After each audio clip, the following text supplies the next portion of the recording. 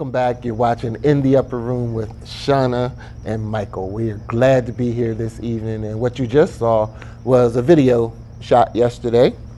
On behalf of In the Upper Room, we were honoring the efforts of Mr. Cooley Johnson, Maurice Pritchett, and all of those in that community, the citizens that came out to support the event. They were like, well, we saw this in the newspaper, and I just want to come down here and congratulate. You know, like Miss Addie, shout out to you.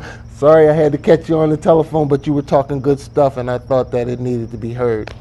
She went out there, Miss Addie, and to show support. That's awesome. Yeah. So now we are back, and we are joined with our first guest of the evening live, Mr. Sam Guy. Mr. Guy, thank you for coming this evening, and welcome to In the Upper Room. Welcome. All right. Glad to be here. Yes, well, we're glad to have you too. And Mr. Guy is a trooper because I ran into him on my way in. He was on his way out of the studio. And I always admired his work and his commitment and his honesty. You know, I've been in meetings where Mr. Guy was there and he spoke, and you can really glean something from what he's saying. He's a wealth of information, you know. And he certainly doesn't mind sharing that with us. And so I wanted him to come on.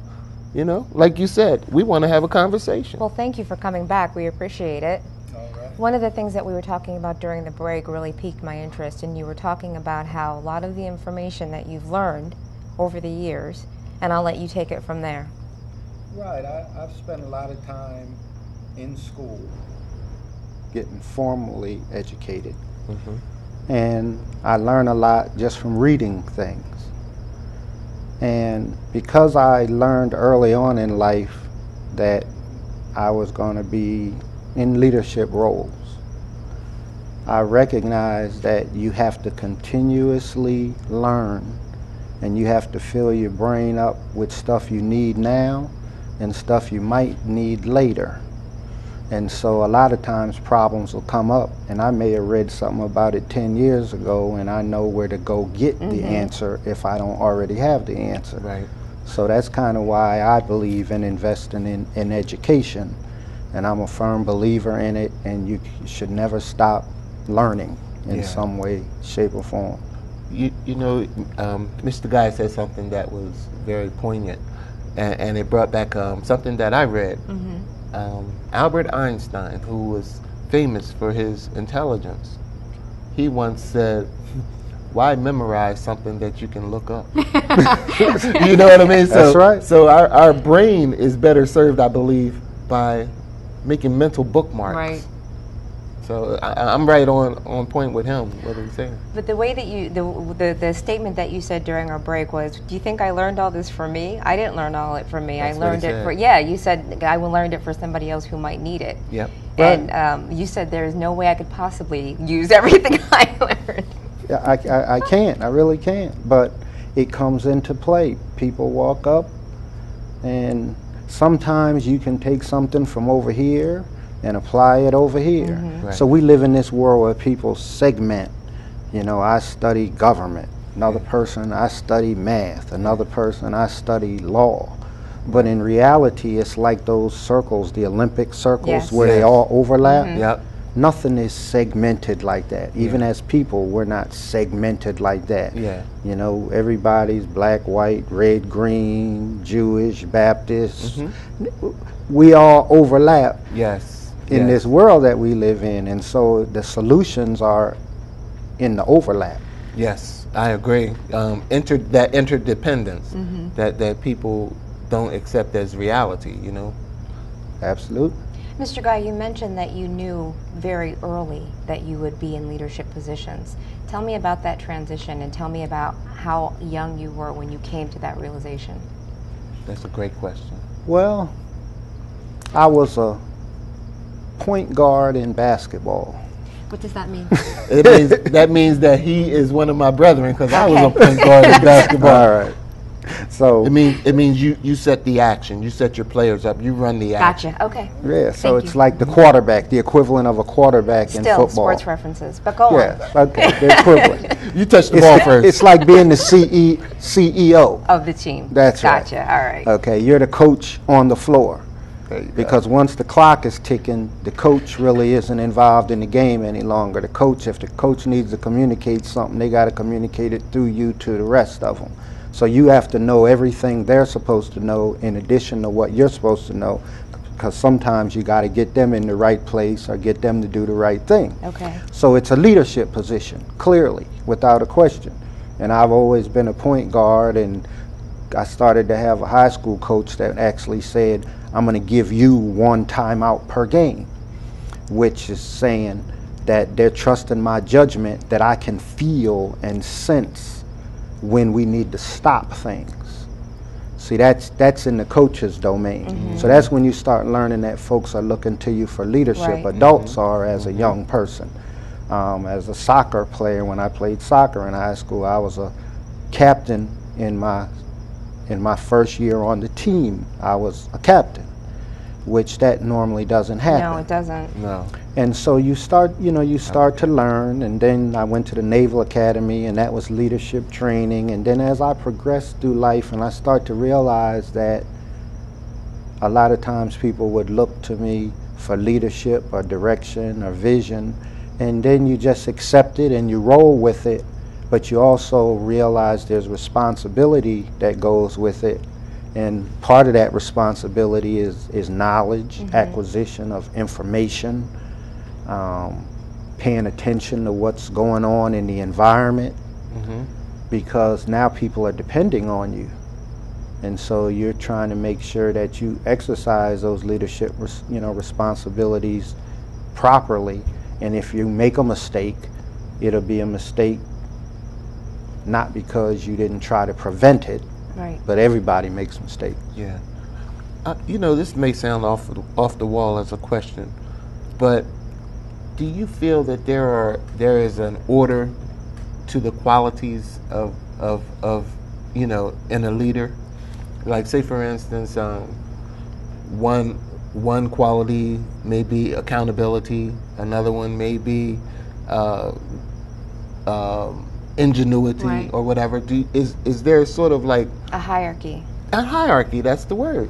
Exactly. That was what I thought at first. I was at a meeting the other day, and Pastor Pravi Powell made a comment about the importance of trust.